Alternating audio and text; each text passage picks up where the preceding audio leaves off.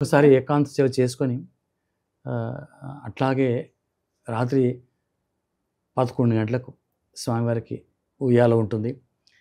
స్వామివారికి పానుపులో స్వామివారిని పడుకోబెట్టి, స్వామివారికి తాంబూలం, స్వామివారికి జీడిపప్పు, డ్రై ఫ్రూట్స్ అన్నీ పెట్టి, వేడి వేడి వెండి గిన్నెలో పాలు పెట్టి, కీర్తన పాడి బయటకొచ్చాను. బయటకొచ్చి ఇలాగ ఊరికే జస్ట్ రిలాక్స్ కుర్చీలో కూర్చుంటే, ఇలా కూర్చున్నాను.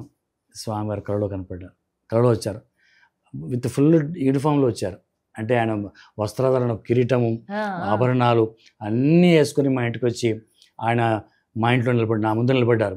నిలబడితే లేయిరా అన్నారు. లేస్తే నీ కొరకు వడలు తెచ్చాను 3 అని వడలు ఇచ్చారు. ఆయన కిరీటం మా ఇంటి కప్పుకు తగులుతుంది. అజానుబాహుడు ఆ కిరీటం అవుతుంది. నీ కొరకు 3 వడలు తీసుకొచ్చానని స్వామి అంటే ఆ వడలు ఇచ్చారు, వెళ్ళిపోయారు. అట్లా కాబట్టి నిద్రించి పాల జలనిధి వలిని ఒద్దిక శ్రీరమణునికి ఒత్తరే పాదములు. నిద్రించి పాల జలనిధి వలిని ఒద్దిక శ్రీరమణునికి ఒత్తరే పాదములు.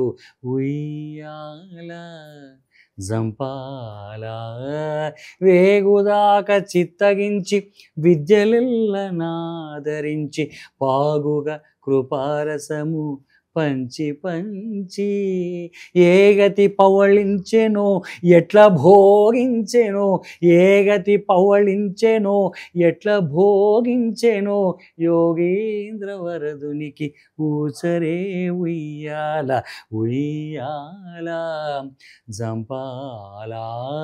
వాలు కన్నుల రెప్పల వడదాకి తను తావి చాలుకున్న నూర్పుకలు చల్లి చల్లి నీలవర్ణపు గుణము నెరపుచునొక ఇంత కాలము కన్నుల కపరేదోమతెర ఉయ్యాల జంపాల.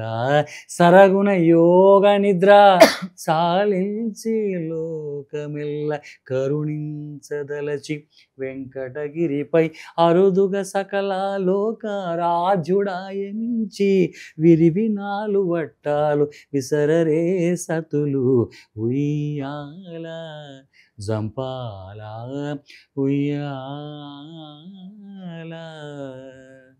జంపాల.